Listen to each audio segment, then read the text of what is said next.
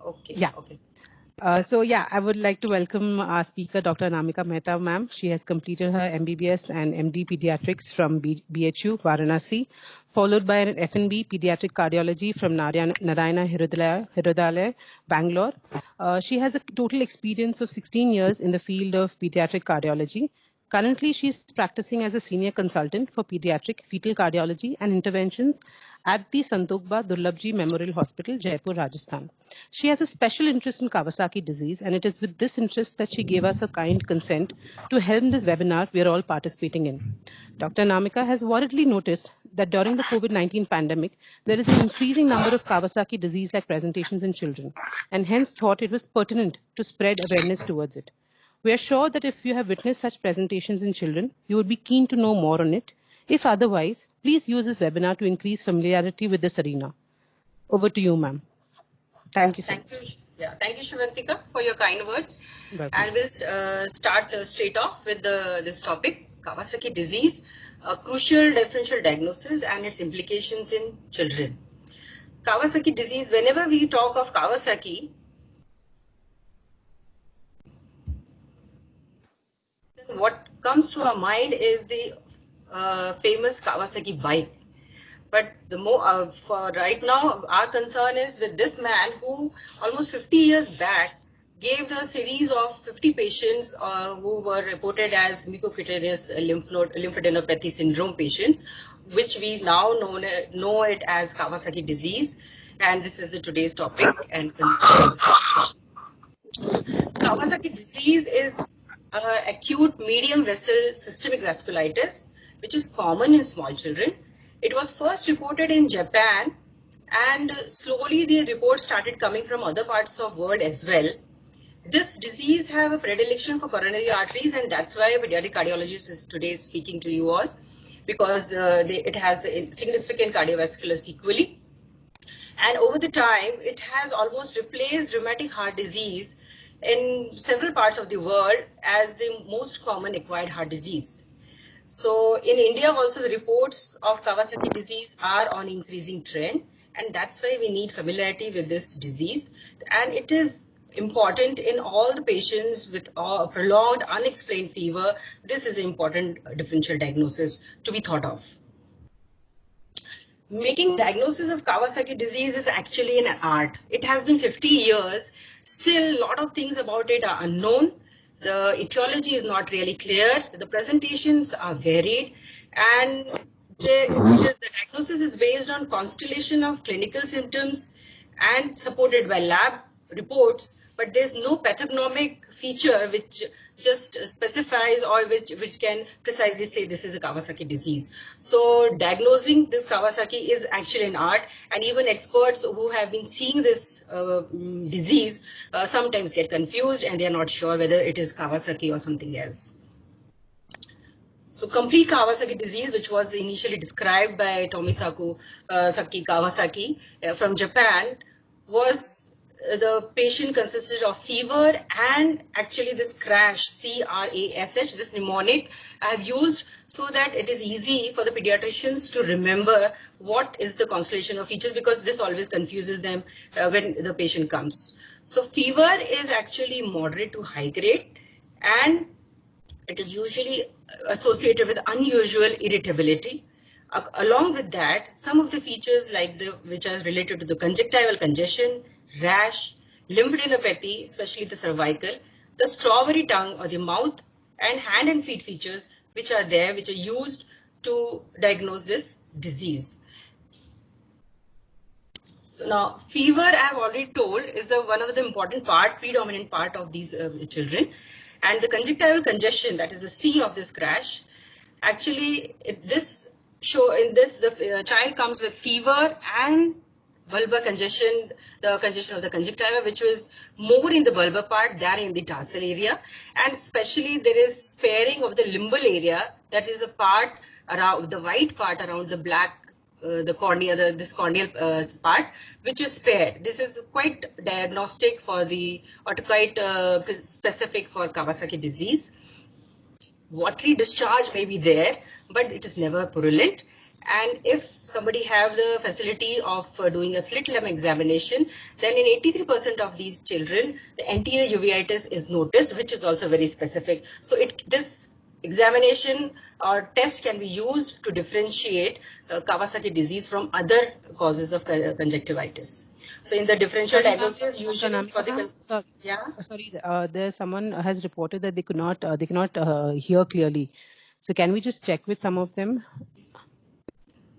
Okay. They cannot hear the voice. Is it very slow? Yeah, barely.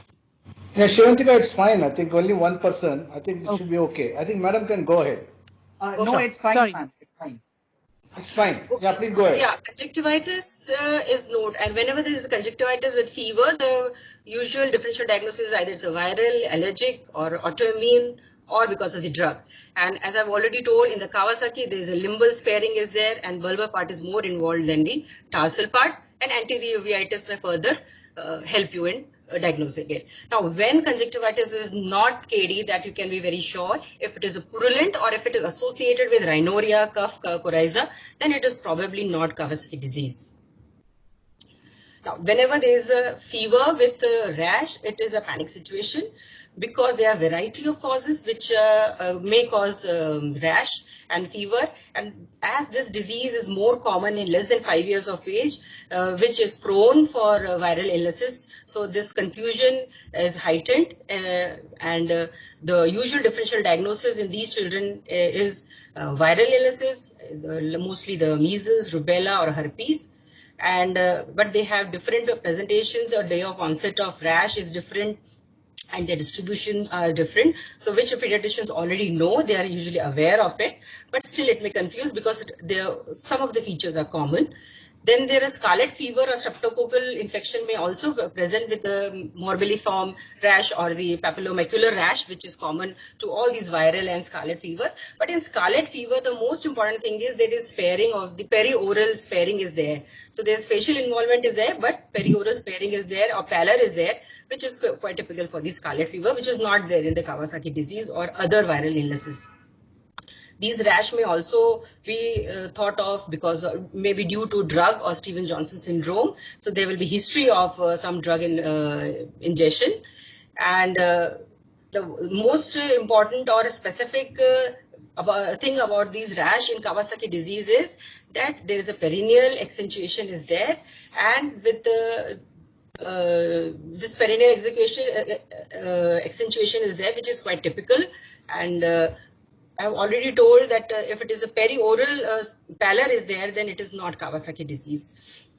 The type of rash can be from maculopapular to even angiomatous lesions, but the vesicular or the pustules or bullous lesions are almost never there in Kawasaki disease. Very rarely it will be associated, but mostly for practically purpose, they are not there associated with Kawasaki disease.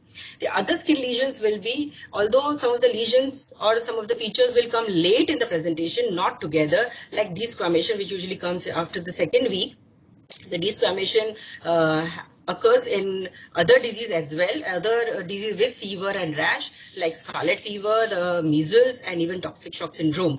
So, but Kawasaki disease, it usually comes later, and the desquamation starts from the perianal region if the perineal infection is involved, and later the periungual desquamation is little later in the third or fourth week of the illness. Another late presentation of skin lesion is there are BU lines are there, which are the horizontal wrinkles on the nail bed, which are also quite specific for Kawasaki disease. So it will be a retrospective diagnosis or confirmation of the diagnosis that yes, it was Kawasaki disease if there was some unsurety about it. Some of the children in less than 2 years of age may have BCG-itis, that means there's inflammation and redness at the BCG mark, which is there, which is quite specific, which is quite in favor of Kawasaki disease. So if any child have this presentation, it will be more in favor of Kawasaki disease. Adenopathy, which is the third part of this classic Kawasaki disease, and this, it is the anterior cervical lymph nodes of the neck which are involved, and multiple lymph nodes are enlarged, And out of this, at least one of them has to be more than 1.5 centimeters large, and sometimes associated with retropharyngeal or parapharyngeal edema, but the phlegmon is non-suppurative. So if adenopathy is more specific for Kawasaki. If there's a fever in adenopathy, multiple nodes are there. It goes more in favor of Kawasaki, although it is a rare find. It is not very common as the rash or the other features are there. But if it is present, it favors Kawasaki a lot. And differential diagnosis for this fever and adenopathy in any small children will be oropharyngeal bacterial infections, so scalp infection, which the history or the other examination will confirm, and sometimes mycobacterial lymphadenitis will be there, or otherwise because of viral or autoimmune lymphoproliferative diseases. In these cases, sometimes the ultrasound of the lymph node may help if there is a hypoechoic area is there, necrotic area, which may differentiated from the mycobacterial or other bacterial infection in which the central necrosis happens, which does not happen in the Kawasaki disease. The classic strawberry tongue or red oral mucosa is very important part. It is very common finding of the Kawasaki disease. Also, the lips are red and swollen, sometimes cracked or dry. The finding of the strawberry tongue is just not very typical of Kawasaki. There are certain other lesions, certain other fever with rash and other illnesses which also present with the strawberry tongue, like streptococcal sore throat or staphylococcal infection. Sometimes toxic shock syndrome also may have red inflamed tongue. In meningococcemia, it is mostly the white tongue which with inflamed and hypertrophied papilla, but so it is actually known as white strawberry tongue, not the red strawberry tongue. Sometimes glossitis because of vitamin deficiency may also look like this, and presenting with fever may be confused. So Kawasaki disease, when it is associated with strawberry tongue and lips which are cracked or swollen with other features, they do make this Kawasaki disease. It should be Kawasaki disease should be in the differential diagnosis of such patients, and should be supported by other lab investigations. It should help in the diagnosis. The hands and feet is the last part of the classic Kawasaki disease, in which the swelling and the non-pitting edema is noted. The limbs, the peripheries, the hand and feet are quite red and edematous, and sometimes, very rarely, it is painful as well.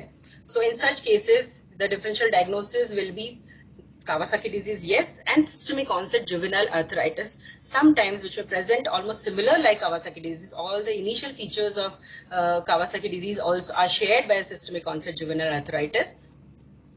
And sometimes with the reactive arthritis or rheumatic fever also may present with the smaller joints or the larger joint involvement, which may look like the redness and edema may give the picture of this swollen joints. These were the classical features of the Kawasaki disease, but there are some lab tests also which may help in diagnosing it and confirming the situation. So first of all, the common is the CBC that is being done for any febrile patient. And in the Kawasaki, the hemoglobin is usually low, which is normocytic normochromic, and it is a non-hemolytic anemia. The WBC count is usually high, which is because of the cytokine storm that happens. And the platelets are either normal in the initial period in the less than 7 days, but after 7 to 10 days, it starts peaking and it increases to around 8 to 9 lakh also. So thrombocytosis is quite significant, and it is a quite important feature which helps in diagnosing Kawasaki disease. The acute phase reactants like the ESR and CRP both are high, but the CRP is more of a value for the prognostic view, because ESR may be high because of the Rolliet's formation of the RBCs, so it may be pseudo high will be there, and it is not used for a prognosis point of view, because it even after giving IV IgG, the ESR may remain high for some time. So CRP is the one which is followed. LFT in this OTPT is also mild high, GGT is also high, and albumin sometimes is low. If albumin is low, it is suggestive of serious or high risk Kawasaki disease. Electrolytes, low sodium is also another feature which will which will be indicating that it may be a high-risk Kawasaki disease and there may be partial or incomplete or non-response to the usual therapy for the Kawasaki disease. If the patient have some other involvement like the meningitis or the joints are involved, then whatever body fluids are there, if they are checked in the lab, then the lymphocytosis is there. Sugars are normal, but proteins are mild, low, or normal. So it is the aseptic or the lymphocyte dominant fluid is there. It is not the polymorph dominant fluid. So it usually rules out the bacterial cause of the inflammation of the fluid part. So classic complete Kawasaki disease is usually diagnosed by either following the Japanese guidelines or the AHA 2004-2017 guidelines. The two important difference, these guidelines, there's one important difference is there. There's the Japanese guidelines. It includes fever as well in the guideline. That means out of this, any of the 5 out of 6 has to be present for diagnosing it as a complete Kawasaki disease. Whereas in AHA, fever is taken as separate and any of the 4 out of 5 of the crash, this has to be taken into criteria to diagnose Kawasaki disease. Now there are some patients who, or some cases who do not follow these criteria completely, and these are the ones which are the atypical or the incomplete Kawasaki disease. Now some of the patients may just present with fever and an aseptic meningitis or scrotal swelling or redness or just a gangrene of limb, culture negative pyuria, nephritis, may present with acute abdomen with the pancreatitis, cholecystitis like picture. On ultrasound, one may find gallbladder hydrops or diarrhea, vomiting, abdominal pain, non-specific abdominal symptoms, or sometimes myositis. Some of the children may just present with shock, and which may be difficult to understand whether this is a bacterial septic shock or it is something else. And it is, but in all these cases, when there are unexplained illnesses are there and there's no concrete evidence are there, then always the differential diagnosis of Kawasaki disease should be kept in them. Now, the evaluation of these suspected or incomplete atypical Kawasaki disease has been made easy by this algorithm, which has been given by the 2017 guidelines.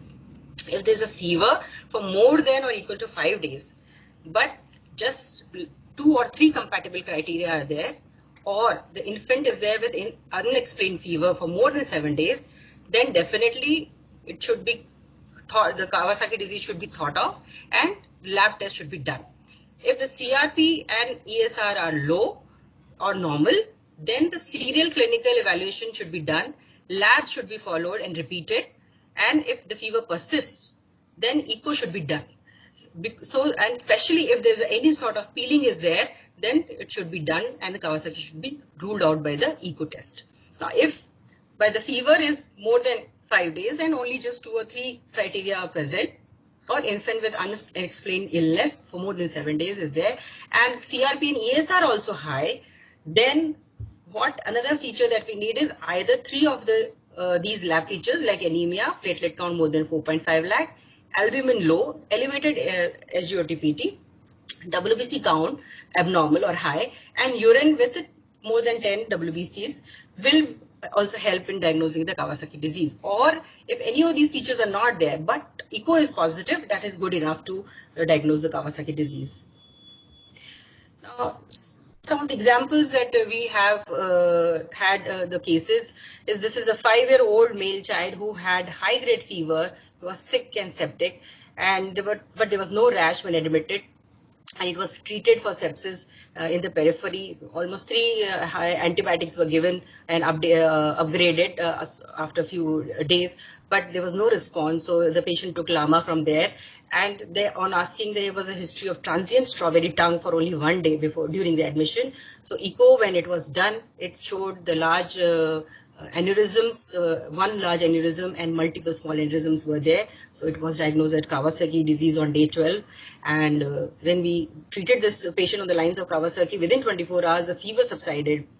And today, after 2 years of follow-up, all the small and the medium-sized aneurysms have resolved, and only there's one small aneurysm is there at the same site where there was a giant aneurysm was there.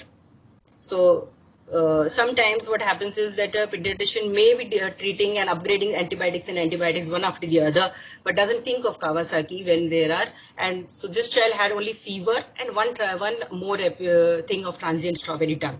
Although lab tests were there, which were were ignored actually. So this went on beyond 10-12 days of untreated Kawasaki disease. Some of the patients were present with fever and arthritis. This is a little confusing because fever and arthritis sometimes maybe just a single joint may be involved, and there the DD may be viral reactive arthritis, or so it may look like a rheumatic fever or suppurative arthritis, or the autoimmune arthritis like the SOJA, that is a systemic onset juvenile idiopathic arthritis. Now, SOJA and Kawasaki disease are very similar in the acute phase, and they have all fever and rash. If the coronary dilatation is also noted in SOJA, and lab reports are also similar. The very fine differences are there, that the fever in SOJA is intermittent, whereas in fever in Kawasaki is a remittent type of fever. And what favors the Kawasaki is that the peeling of skin or the desquamation, conjunctivitis, and the lip and the oral mucosal findings, and anterior uveitis, thrombocytis, cytosis, these, if they are there, it favors Kawasaki. And if they are absent, then they favor the SOJA. Macrophage activation syndrome, which is associated both with SOJA as well as Kawasaki syndrome, is there, but more associated with SOJA. Almost 40% of the SOJA patients may be associated with the subclinical type of macrophage activation syndrome. So, and sometimes the importance is that treatment for these two conditions are very different. So the other features have to be seen, and other investigations other than the routine lab investigation that we have told may have to be done, like serum ferritin, fibrinogen levels, and really sometimes even bone marrow has to be done if it is complicated with macrophage activation syndrome. Shock, some of the patients may come in shock, and it is usually in children we take it as a toxic shock syndrome, or because of myocarditis, or Stevens-Johnson syndrome. These are the common thing. KDSS, that is a Kawasaki disease shock syndrome, is hardly thought of. And in Kawasaki disease, which will present with shock, it may be the first presentation of the Kawasaki disease, and other features may actually come later on. And this is most often is a chance diagnosis when the echo is done to rule out myocarditis or IVC status or cardiac function or pericardial effusion. The cause of this shock in cardio is maybe cardiogenic, distributive, or actually mixed type. So all the features may be there because there's a cytokine storm is there, which just bombards the cytokines, and the inflammation is there at maybe because of the myocarditis or the fluid distribution or the leakage is there. So all those things may contribute to the shock part. But how can we differentiate these Kawasaki shock syndrome and the toxic shock syndrome? In the Kawasaki shock syndrome, the children are younger, the hemoglobin is lower as compared to TSS. In TSS, the hemoglobin is usually normal, and Kawasaki syndrome patients, they need less inotropes, whereas in TSS, the requirement of inotropes is quite high. And most important, in the KDSS, the platelet counts are either normal or high. They are not low. Whereas in TSS, there's thrombocytopenia is there. And on echo, definitely the other cardiac findings will help in diagnosing the KDSS, especially the coronaries. Whereas in TSS, the echo will show a hyperdynamic left ventricle, so which is actually compensating for the physiologic shock which is there.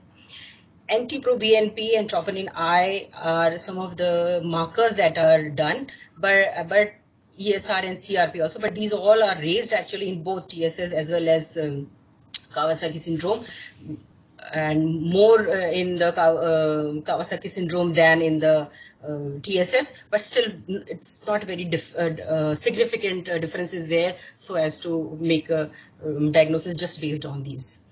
And if the diagnosis can be confirmed later by the cultures and other things, okay. If it is not, there's a doubt is there, then always better to, along with the antibiotics, give IVIGG as well. The shock because of the Kawasaki disease, it responds very well with IVIGG and is actually life-saving. In 2017 AHA guidelines, a specific mention is there for the fever in infants, and because in infants almost 90% of the babies have incomplete Kawasaki disease presentation, and it is a very difficult scenario. The infants, especially in the less than 6 months of age, they may just present with prolonged fever and irritability. That's it. That may be the only presentation. So and in these patients, yes, Kawasaki should be thought of and echo should be done. The infants with prolonged fever or unexplained ascites, aseptic meningitis, again, if the cultures are negative and the CSF findings are explained, are as I have already explained, then yes, Kawasaki disease should be thought of. And if there's a prolonged fever with unexplained or culture negative shock, again, I have told it is one of the important crucial differential diagnosis. And if there's an infant with unexplained cervical lymphadenitis, non-responsive to antibiotics, although lymphadenitis is very rare in younger children, less than 1 year of age, but still if it is there, it is very much in favor of Kawasaki disease. And infants with fever or retropharyngeal, parapharyngeal edema and non-suppurative phlegmon, again, should be thought for the Kawasaki disease. Now, as we have already seen that in the guidelines which help us to diagnose atypical Kawasaki disease, it is not just the clinical and the lab test, but there's an important mention and equal weightage is given to the echocardiography, to the lab reports. So it is a useful tool, and the quality of scan is very important, because if it is done by a person who has been routinely seeing coronaries, then the reports are better. Otherwise, if the just echo is advised, then it becomes it may ultimately provide an inaccurate report, or which may just miss the chance of diagnosing the Kawasaki disease.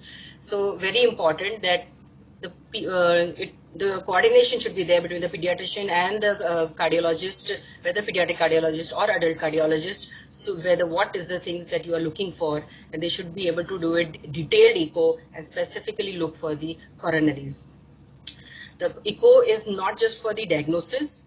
Initially, when in the first week of the presentation, the echo may be normal, but that doesn't rule out the Kawasaki disease. If clinically other symptoms or features are fitting into Kawasaki, it should be still considered, and the diagnosis should be based on the combination of the findings. If the echo is abnormal, then it can be used for the monitoring further to see if the coronary dilatation, if the aneurysms are enlarging rapidly or they have stabilized, with treatment and after that. So if initially the echo is normal, then it should be repeated till the diagnosis is confirmed, whichever is the diagnosis. And then at the 4 weeks, if it is not Kawasaki, then still the echo should be done at around 4 weeks and 6 to 8 weeks of age, because in some of the babies or children, the coronary findings or the cardiac findings may come late, and which may be missed and which may be detrimental for the child. So we cannot afford to miss the echo findings if there's any chance of Kawasaki disease in that child. Echocardiography is also very important for prognosis point of view in the acute phase as well as the later. If there are large aneurysms are there, then definitely it also points out it may be non-responsive or resistant type of Kawasaki disease, or high risk Kawasaki disease may be there. So which will further help us in guiding our treatment. And later on in the convalescent period, it is a very useful non-invasive tool to follow up the child for lifelong or till adulthood, at least for the coronary and the cardiac issues. Now in the echo, what we see is the common coronary lesions in the KDAs, that there is ectasia, that is the non-tapering, that is a mild dilatation of the coronaries is there. Or there may be aneurysm formation, which according to thing may be circular or fusiform shape of the aneurysm. Then or there may be rarely narrowing, which may show flow acceleration of blood flow on Doppler. Very rarely, if there's a large giant aneurysm is there, which may have a thrombus sitting there, and even the hyperechogenicity of the walls of the coronary are also suggestive of Kawasaki disease. So any of those features may be there in the coronary, and just not one coronary dilatation is enough, because sometimes this may be a normal variant in that child. So left main coronary artery dilatation plus one or more major coronary branch or its branch are required to make the diagnosis of Kawasaki disease. There have been different parameters to assess the coronaries, the aneurysm, the small, medium or large, according to either the absolute dimension, that is 4 to 8 or more than 8, or the relationship of the segment from the nearby segment, if it is more than 1.5 times or 1.5 to 4 or more than 4 times. The best one now we usually use is the body surface area indexed Z scores, and which are more than 2.5 to 5, which is small, and 5 to 10, less than 10 is the medium, and more than 10 Z score is the larger giant. There is sometimes it is there that the coronaries appear dilated, but still they do not cross the level, or they do not cross 2.5 Z scores. So these come as the occult coronary or artery dilatation.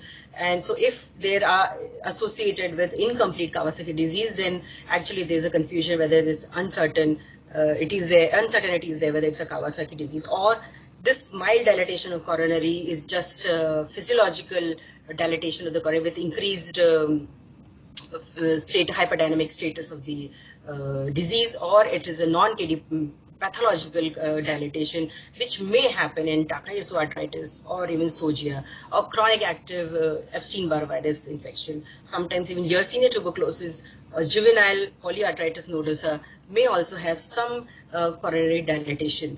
So just finding fever and mild coronary artery dilatation may be confusing. So the important thing in such cases will be to serially follow the coronaries on echo. Maybe actually in the initial phase, acute phase, echo may have to be repeated daily in the initially, and see whether the dilatation is happening or the other static or stable coronaries are there, to differentiate among these. The other cardiac features which we usually look for on echo are the LV dysfunction, systolic or diastolic.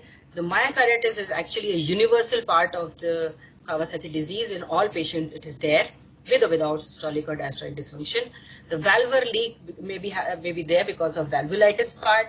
So if it is more than moderate ER or mild MR or any amount of AR, it is taken as positive finding for Kawasaki disease if associated with other findings.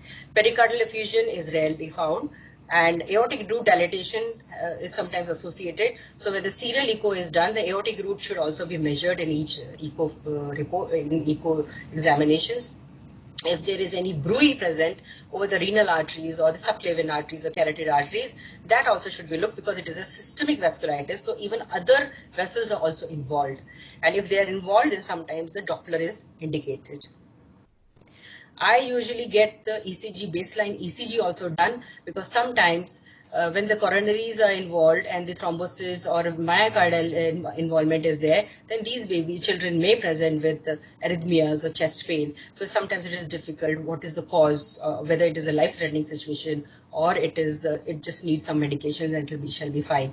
So this is one patient we had. This was an 8-year male child with intermittent palpitations and uneasiness for the last 10 days. There was a history of fever for 2 weeks, almost 3 or 4 weeks back, associated with vomiting and abdominal pain and right facial nerve palsy, for which the MRI was done, which was almost normal. This patient also had history of low hemoglobin, TLC more than 30,000, platelets which rose from 2.4 to 7 lakhs. So ESR, CRP and ASL were initially high, and when they presented to us, they were still high, but they were just mild high. So we usually thought that there may be some arrhythmia, or is it the thrombosis, or is it the coronary ischemia that is causing the palpitations and chest pain. So obviously we did echo and ECG was done, but so this patient had mild STT depression in the coronaries, and these So these patients, if we have a baseline ECG done, then we can always compare and see if there's any symptoms of palpitation, chest pain are there, whether it's because of arrhythmias or because of features of pericarditis or myocarditis are there, or there are the conduction abnormalities which needs the immediate treatment. Other than the lab test, the echo, ECG, the CT angio and MR angio are now making an important role and helping in diagnosing these patients. Sometimes the patient may have digital ischemia with fever, which were present later on with, and there may be history of fever and rash sometime back 2 or 3 weeks back, which might have been missed. So in these cases, we will always think of infective endocarditis or bacterial sepsis or any childhood, the more common childhood vasculitis like HSP or Kawasaki disease or hereditary hypercoagulable state, which will all need the workup. So if it is supportive of Kawasaki disease, then if we are thinking of Kawasaki disease in some way, then definitely CT angio, which are nowadays high detectors, and dual source CT scan with low dose radiation can be used to see the dilatation of the not only the coronaries but the other vessels as well, abdominal vessels, which may be important and which may cause limb ischemia and gangrene if the peripheral circulation is affected. The other helpful tests that may be MR angiogram or cardiac cath or even PET scan to assess the myocardial function or viability of the myocardium when the ischemic heart disease is there. Now, cornerstone of Kawasaki disease therapy is the IVIGG. Since 1980s, the IVIGG role has been well established, but it is still used empirically only. And IVIGG is important because, and it given in all patients who are diagnosed with Kawasaki, because it reduces the incidence of coronary artery abnormalities from almost 26 to 44% to less than 5%. So it is very effective. And dose of IVIGG is a high dose, that is 2 gram per kg, continuous infusion over 10 to 12 hours. Sometimes it is given over 24 hours in smaller kids in which the volume issues are there. Sometimes there is an issue when the child comes and with less than 5 days of fever and is very much suspected, very much in favor of Kawasaki disease, whether the IVIGG should be given or not. There has been some reports in which they said when it is given before 5 days, then it further increases the chances of refractory Kawasaki disease. But probably other reports have also come which are favoring that this was because the disease in onset, disease itself was very severe. That's why this type of presentation was there. So now the consensus are that if a child presents with even where the day 4 of fever and their other features of Kawasaki criteria are met, then the IVIGG should be given. Now, for the patient who come after 10th day of fever, then what should be done? I'll be discussing in the subsequent slide. Now, caution about vaccination. As pediatrician, we all know that IVIGG, if it is given, that for the next 3 months, all the live vaccines have to be avoided. Adjunctive therapy that is also given along with the IVIGG is the acetylsalicylic acid, the aspirin. Earlier, there were high dose of regimen was given, 80 to 100 milligram per kg per day in 4 divided doses. But nowadays, it is the low dose regimen, that is 30 to 50 milligram per kg per day in 3 to 4 divided doses, is the most established norm, and which we are also following. And it is also given in the 2017 guidelines. AHA guidelines, but in the Australia, the guidelines, they actually use antiplatelet dose only, that is 3 to 5 milligram per kg per day throughout the period of 6 to 8 weeks. So that they are following this guidelines. The duration of aspirin is also controversial. Some of the doctors, they use aspirin till for the 2 weeks duration, irrespective of the fever effervescence, and then to the antiplatelet doses. But some, and we also give anti-aspirin in the low dose regime of 30 to 50 milligram per kg per day till the 3 to 4 days after the effervescence has happened for the fever, and then we reduce this to the antiplatelet doses. The antiplatelet doses have to be continued till 6 to 8 weeks, and depending on other features may actually be if the coronary aneurysm does not subside, does not resolve by 6 to 8 weeks, then it has to be continued till they resolve. There are certain reports and studies has been done in which the vitamins like the vitamin A, C and E are also added along with these therapy because the antioxidant effect of these vitamins, they help in decreasing the coronary artery abnormalities and help in resolution of these abnormalities as well. For the fever and the pain, the NSAIDs, we usually prefer giving paracetamol itself. Ibuprofen and COX-2 other inhibitors are usually avoided because they inhibit the function of the aspirin. If there is an allergy to the aspirin, or if there GI bleed or other issues are there, then other antiplatelet drug may be used if it is required then. Now, around 20% of the patients may have IVIG resistance, or if they may be refractory. Like the fever may come down for the initial 36 to 48 hours and then again recur, or the fever may never come down. It may just continue to persist. So in these cases, they have to be other preemptive treatment have to be added, and these are the high risk cases. Some in Japan, some risk scores are there which predict the high risk patients or predict the non-responders. But those scores or those features, they are not applicable, usually are found not to be applicable in other part of the world. And the additional treatment that we usually add is the methylprednisolone or the prednisolone, infliximab, anakinra, that is the IL-1 inhibitors, and other DMRDs like cyclosporin or cyclophosphamide. Now, this is the management protocol for KD that we follow, and these are also from the 2017 guidelines, that if the fever is there for less than 10 days, that is the standard thing. In this, we give IV IgG and aspirin.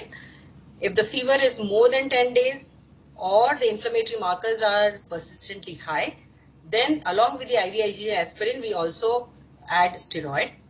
If there is a IV IgG resistant KD is there, then we add, along with the IV IgG that we have given and aspirin continued, we add another drug, preferably infliximab, and it has got good results. If the child presents with KD shock syndrome, or there's a myocardial dysfunction or macrophage activation syndrome, life-threatening situation, then with IV IgG and aspirin, we also give methylprednisolone at the dose of 30 milligram per kg per day for 3 to 5 days, then followed by the oral prednisolone at the rate of 1 to 2 milligram per kg per day, then tapered over next 3 to 4 weeks. If still it is not resistant, or the patient is not improving, then other DMRDs may also be added depending on the situation. If there is a medium or giant coronary artery aneurysm, then along with this is a high risk patient, then IV IgG plus infliximab or steroids has to be added.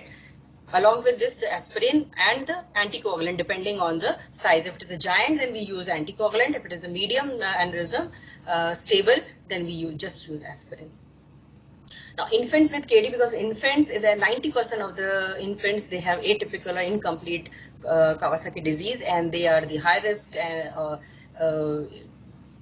patients with the high risk of coronary complications. In these patients, along with IV IgG, infliximab or steroid should be added. Another drug should be added so that the response is better. Now, if there is a Kawasaki disease patient whose coronaries are normal, but when an IV IgG adequate dose has been given, if after that, if they develop coronary artery abnormalities later, then infliximab should be added whenever this coronary artery abnormality is noted. Preferably it should be infliximab. If not available, then steroid may also be added. So now with this, we can see that Kawasaki disease is just not a fever and mild disease, although it is said to be a self-limiting benign disease. But once the cardiac involvement is there, which happens in around 26 to 44% of the patients, if there is a coronary involvement and involvement is there significant, then it may have a cardiovascular sequelae, significant cardiovascular sequelae. And the incomplete and the atypical Kawasaki disease have higher chances of coronary abnormalities. So it is always advised when there is a high risk KD or high risk group is there, then the pediatric cardiologist or the adult cardiologist, rheumatologist should always be included, and it should be a teamwork to do justice to the child. And this have short-term as well as long-term morbidity and mortality if it is untreated. So all Kawasaki disease should receive treatment whether the cardiac involvement is there or not there. Now, once the coronaries are involved, then the coronaries may either, there may not be dilatation, they may not be involved, and if there is, or there may be just transient mild dilatation, or it may become the aneurysm form. The transient mild dilatation, most of them, they again remodel to the normal type, whereas the aneurysm forms, then they may either become giant aneurysms and may have thrombus occlusion, or sometimes they may have a layered mural thrombus which may then reorganize, and they may either become normal in lumen, or they may be stenosed later. Or sometimes when this thrombus is there, it may be completely occlude and lead to a life-threatening situation, or sometimes it may recanalize, or the collaterals may open over time, and so the patient may survive without having much sequelae for some time. But definitely these patients will have important cardiac risk of cardiac events in the later future as well. So if there is a coronary complications are there, like rapidly expanding, or there's a giant coronary aneurysm, then it may sometimes rupture and may lead to tamponade, and sudden death may happen unexpectedly. And if there is a thrombosis, then they may present with MI, acute MI, which may be fatal or non-fatal. If he's lucky, it will be non-fatal. And if the child grows up with the coronary aneurysms and complications, then later on it may convert into stenosis, as I already told, which may later on lead to MI in young adolescents or young adults, and which may be later picked up and will need the cath lab intervention or the cardiac surgical interventions in the OR. So these patients who have long-term coronary complications, they may actually sometimes need thrombolysis in the cath lab, or long-term therapy with the beta blockers or statins like atorvastatin may be used for long-term, because the role of atherosclerosis or accelerated atherosclerosis in these patients is not yet clear. Yes, Kawasaki disease is, although few cases are reported, but yes, they are important cause of death, and the death is because of the cardiovascular involvement, sometimes because of the macrophage activation syndrome, that these may have fatal outcome. As I've already told, myocarditis is universal, so these myocardial dysfunction is one of the most important cause of death and shock in these patients. Arrhythmia sometimes may be bothering, and may also ventricular fibrillation, if it is associated with myocarditis, it may also lead to death. Later, in the later period, once the acute phase is over, in the convalescent phase, especially in the first 2 years of post-Kawasaki disease, the ischemic heart symptoms or complications of ischemic heart disease or rupture of aneurysm and conduction abnormalities are more prominent in these times. Later on, some of the patients whose diagnosis is missed in the young childhood, they may later on present with ischemic heart disease, and on angiography, when they see a tortuous, dilated and stenosed coronaries, then it may be diagnosed as missed Kawasaki disease. Now, COVID-19 and the Kawasaki in year 2020. Year 2020 is actually almost dedicated, has gone with the COVID-19 only, and there have been lots of reports from Spain, France, England, Italy, Switzerland, even New York. A lot of children who are presenting with Kawasaki-like disease, which they have called as pediatric multisystem inflammatory syndrome. They have similar features of fever, rash, and coming in shock, and features of macrophage activation syndrome. It's a combination of these syndromes which are there, and difficult to make out what is the exact diagnosis. And some of the fatalities are also there. These children have found to have COVID-19 test positive. Some of them around 40%, and some of them whose test was not are not positive. So it is still not confirmed whether there's a direct link is there, or it is a retroviral messenger RNA that is associated, which has triggered this type of lesion in these children, and it is still under study. But definitely the presence of COVID-19 has increased the Kawasaki incidence 30 times as it was in the usual scenario. It has increased the incidence to a great extent. So if in the present era, it is important that not along with that lab reports that we are doing, which I've already advised, additional serum ferritin and fibrinogen level should also be done, so which is helpful in ruling out the macrophage or making the diagnosis for the macrophage activation syndrome, which is actually a serious disease which may lead to fatality in the acute phase of these patients. The take-home message from my side will be to improve familiarity with the Kawasaki disease, because it is more common than you think, and some of the illnesses which you may be labeling as viral or just viral illnesses actually, and maybe treating with antibiotics and bacterial infections, may actually be Kawasaki disease, which may later on be diagnosed as missed Kawasaki disease. And all persistent unexplained fever in childhood should have in consideration Kawasaki disease. We should look for and we should follow these patients for at least 6 to 8 weeks so that the final diagnosis is confirmed. Echo is vital if it is positive and done by an experienced person. But if it is negative, especially in the first week, then it is not true. Then it does not rule out Kawasaki disease. It should be followed up further till at least 6 to 8 weeks to rule out Kawasaki disease. Now, IVIG treatment is must for all the KD patients, irrespective of the cardiac involvements. Some of the pediatricians, they have a myth that if the clinical features are there, but the coronary involvement is not there, or they depend on the echo findings and to decide whether it is a Kawasaki or not Kawasaki, it should not be the thing. If other criteria are met, then IVIG should be given, and they should not wait for echocardiogram.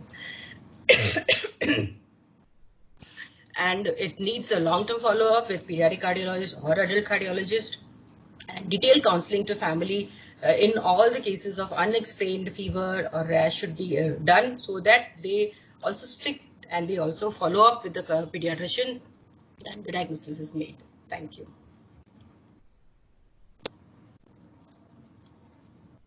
Thank you, Dr. Anamika, ma'am, for that truly informative session, which clearly depicted your passion in creating awareness around Kawasaki disease.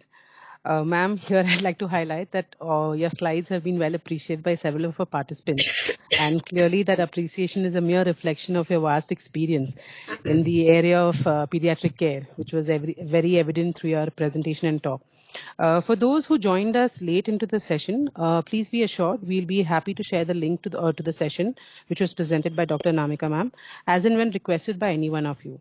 For all the participants, as we had promised an informative and interactive session, we would like to now open the forum to any questions to be addressed by Dr. Anamika Mehta ma'am. If you would like to ask any questions directly to Dr. Anamika, please unmute yourself and ask the question. If not, y'all can also use the chat box for asking your questions. The next session will be moderated by Nidish. Nidish, over to you. I just wanted to Thank you so much, ma'am. And very insightful and very attractive presentation, and so many questions we have received from the audience also during when we are going to interact with each and everyone filled the e-registration form. And now I'm going to pick up first questions from Banaras Hindu University, BHU, Dr. Gautam Goswami has asked presentation of Kawasaki in infancy and differential diagnosis of a strawberry tongue. He wants to know, ma'am. Yeah, actually, I have already presented in the presentation. In infants, it may just present with fever and unexplained irritability, unusual irritability. That may be the only feature. Or sometimes fever, prolonged fever with aseptic meningitis or lymphadenitis, or aseptic pyuria may be there, culture negative pyuria, or these babies may actually present with shock. So these are the findings where whenever there is an unexplained illness in infant and with prolonged fever, then differential diagnosis of Kawasaki should always be put. And 90% of the infants, they have incomplete Kawasaki disease, so it is difficult to diagnose it. And strawberry tongue, I've already told, the strawberry tongue is there in staphylococcal infection. It is also there in the scarlet disease, and it's there in Kawasaki disease as well. Thank you so much, ma'am. And another questions I have received from Tier 2 cities, just like Lucknow, Agra. So they want to know, Dr. Puneet Sehgal, they want to know, ma'am, is there demography matters in this Kawasaki disease? Yeah, demography matters. Initially it was reported around 1961. From 1967 it was reported in the Japan, initially from there only. Then other part of the country also started picking up. Now recently there has been an article which mentions that actually Kawasaki disease, what we are saying as Kawasaki disease, and started in Japan, being noticed in Japan, actually was similar type of disease was already present for last century in the US and other areas, which was actually diagnosed as acrodynia, or actually infantile polyarteritis nodosa. And because the causes are not known, what is the etiology? So it's not really clear whether what was the World War II. After that, the incidents have emerged up due to certain reason. So, although the numbers in Japan are around 243 per 1 lakh person, per 1 lakh children is the incidence in Japan, it is not that high in US or in England or in India. But the reason may be that one, it may not be picked up, and second, yes, because of the genetic variation, it is different. The Japanese are more prone for the Kawasaki disease than the blacks and then the Caucasians. Caucasians have least these reports.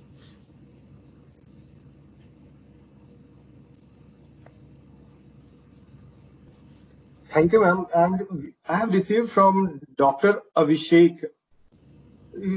Another question is, when we called Kawasaki disease as registered Kawasaki, treatment protocol for the resistant Kawasaki, maximum dose of IVIG.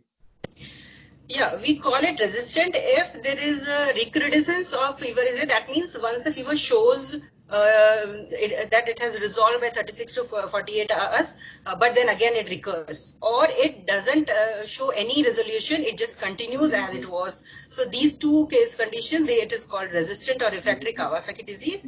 And the dose for Kawasaki disease of IVIG is 2 gram per kg. There's no high low doses, it is 2 gram per kg that has to be given over 10 to 12 hours. Very rarely, if the volume issues are there, then it can be spread over 24 hours. Otherwise, it has to be given in a single dose in a 1 day, 2 gram per kg. And also, it is advised to add another drug, that is either the steroids or the infliximab, to the regimen if they are thinking that it is a resistant Kawasaki is there. Because a single IVIG may not function for them. Thank you so much, ma'am. Now moving to another question. What percentage of cases presents with BCG reactivation and perianal exoprination?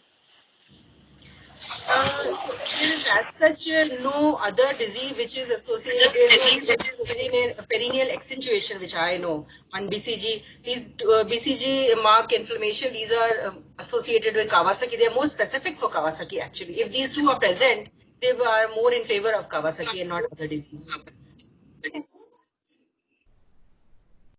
Sure, ma'am. Thank you, ma'am. Now moving to next question, ma'am. What is the current scenario in refractory Kawasaki disease options? What is the current? What is the current scenario in refractory Kawasaki disease options? Current scenario? Scenario in what sense? Cardiovascular scenario? Ma'am, in refractory Kawasaki disease options. No, I didn't understand. They want the treatment part or the complication part? What is that they want? Ma'am, Dr. Nisha Jain, ma'am, please, can you repeat your questions, please? Hello? Nisha, ma'am.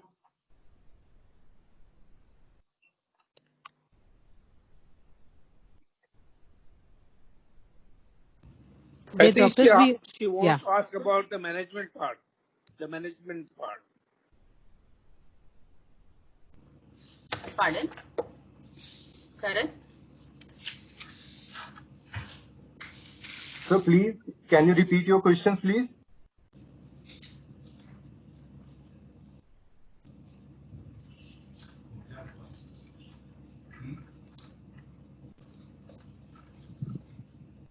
To you, definitely we will ask her again. We will talk. We are going to connect with her. And ma'am, now moving to next question. Should IVIG treatment be delayed until the 5th day of fever? No, it should not be delayed. If the rest of the criteria are met, then IVIG should be given. And actually, if you are able to make the diagnosis before 5th day of illness, that means it is actually a severe kind of disease. So it should be given. Ma'am, there are few questions. One question I have received. There is a different stage of Kawasaki disease, like acute stage, subacute stage, convulsant, and chronic stage. So, on which part recommendation of IVIG, ma'am? IVIG is given in acute phase. See, giving IVIG is more on the symptoms and not just the duration. If the child is having fever or the markers of inflammation are high, even on day 20 or day 14 of fever of onset, then IVIG has to be given.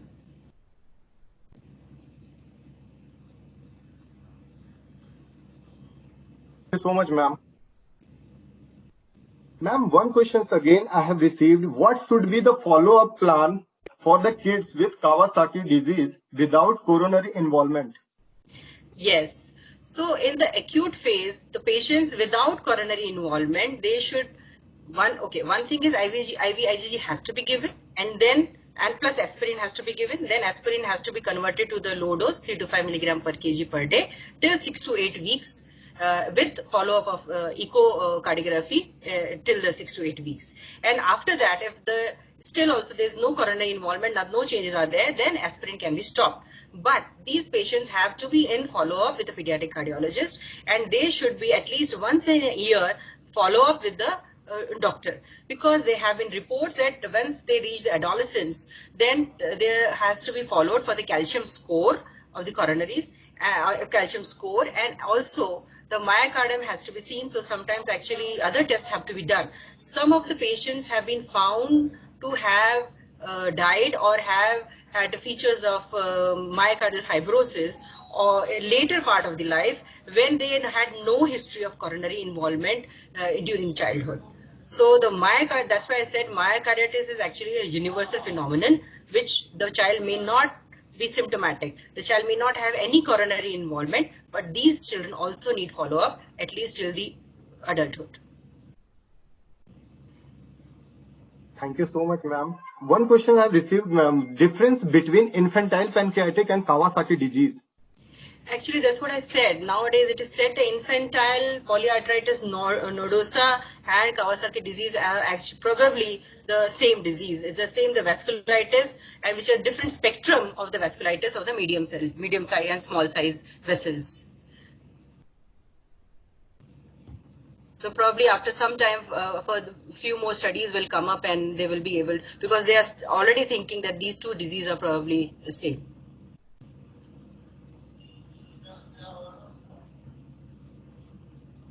Karan, I cannot hear you. Nirdesh, I cannot hear you. Sorry, ma'am. Thank you so much, ma'am. One more question, ma'am. Recent advancement in Kawasaki disease management. Yeah, the DMRDs that are being used, cyclosporin, anakinra, then there are other drugs are also there, cyclosporin, cyclophosphamide, they can be used in these. Plasma exchange therapy has been there for a long time. If everything else fails, then this is also given. A combination of disease modifying agents can be used if it is a refractory Kawasaki disease or a life-threatening situation is there, which is not responding to the usual therapies.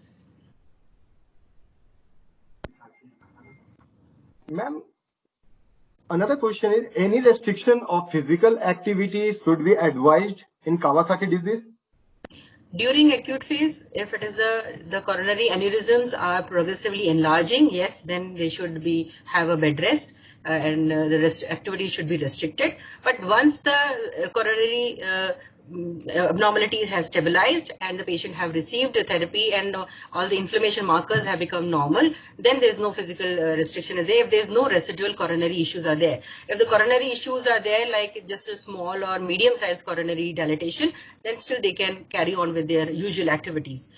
But if there's a giant aneurysm and the patient is on anticoagulants, then yes, he has to avoid impact sports in which he may get injured and bleeding may happen.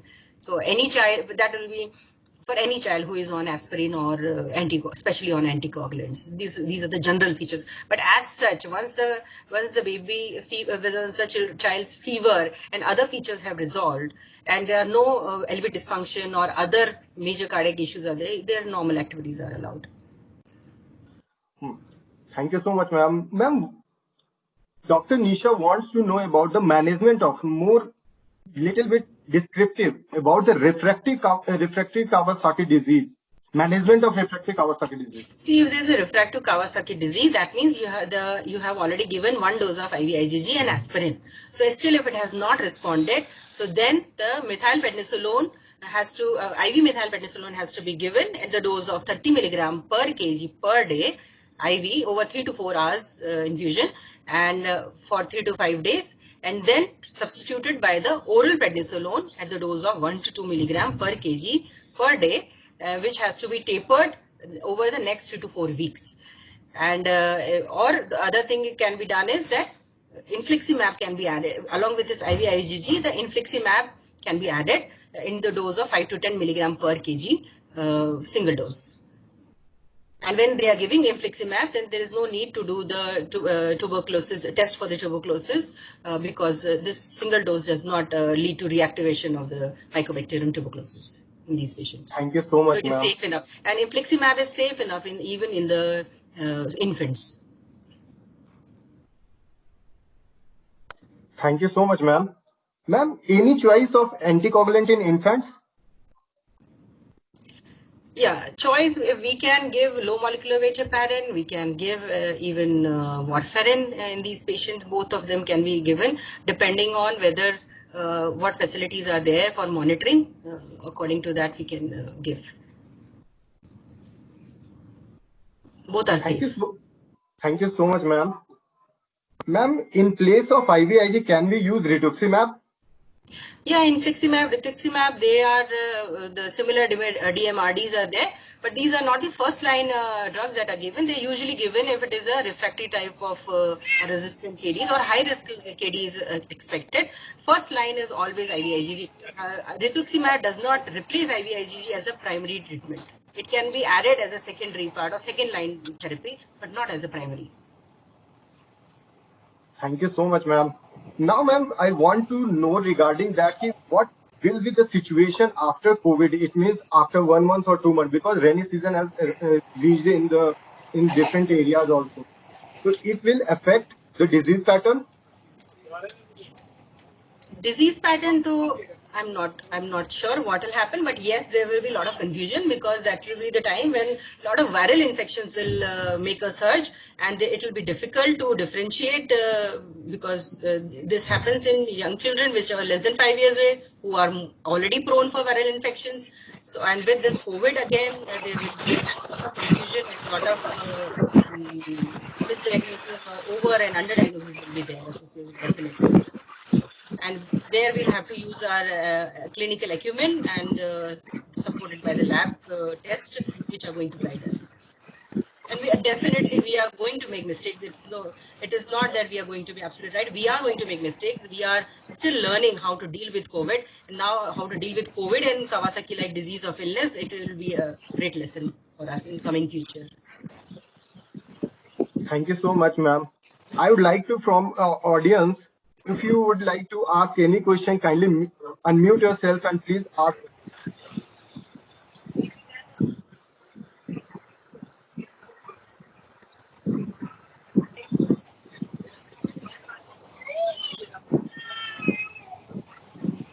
Anyone, if you have any query, please ask.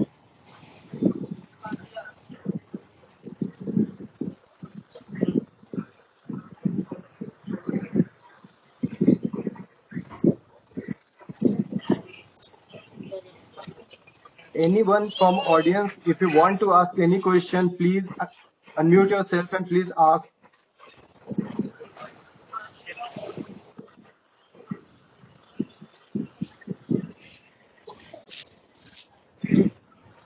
Good evening, madam.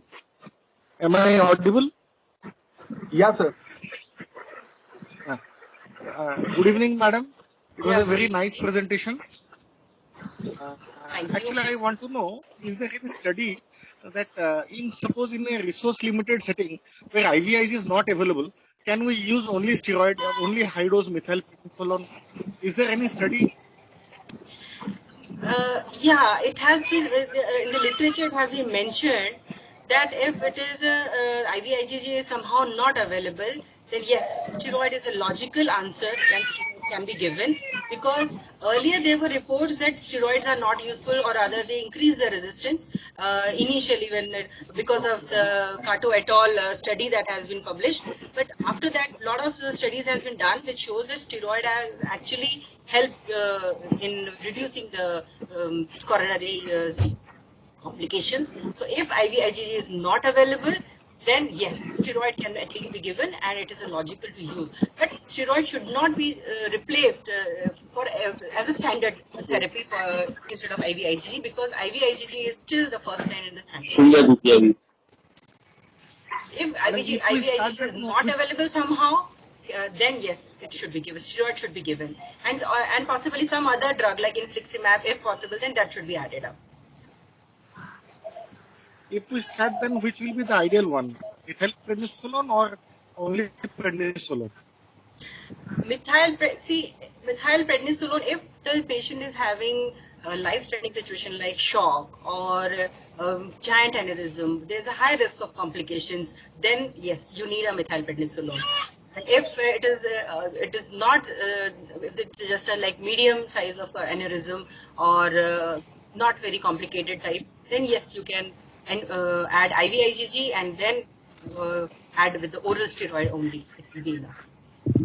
See, every case has to be seen and followed up. If it doesn't respond well, then you may add the other drug. But it is methylprednisolone is not advised in all the cases. Thank you, madam. Thank you very much. Thank you so much, ma'am.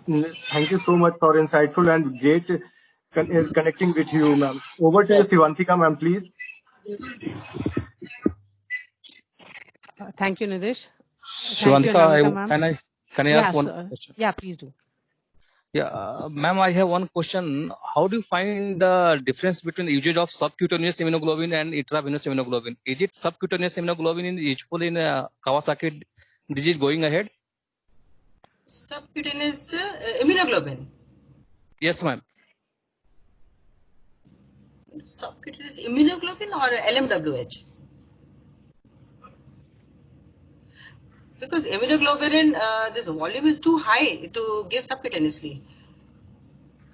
That's what there are certain cases, ma'am, where we are seeing the trend that subcutaneous immunoglobulin going to come in the market. Do you find that subcutaneous immunoglobulin is going to have the better line of treatment with the intravenous immunoglobulin or better reach to the children rather than the intravenous immunoglobulin? I'm so sorry, I don't have idea about this. This is being done. Okay, I don't have idea. I'll have to further figure out. Sure. Yeah. Sure, ma'am. Ma'am, any closing words from you? And probably after that, we would like to know your experience of having this informative and interactive session with us. Just a few words. I think in the Kawasaki disease, so many years have passed, and still, and so many cases have been published. But every time we see a Kawasaki disease, and we have read also so many articles and so many case reports, but still, whenever a Kawasaki disease comes, then it's always like a suspense. It's always like a fresh case. And it's very interesting and very different from the previous ones that we have seen. So Kawasaki disease in itself, it's a great learning process that goes on with the Kawasaki disease. And no, I don't think anybody can just say, yes, I know the Kawasaki disease completely. It always presents challenges. So Right, but the beauty of this disease, the beauty of this disease. or It is probably the difficult, it is unfortunate. confusing, and it is challenging. Right.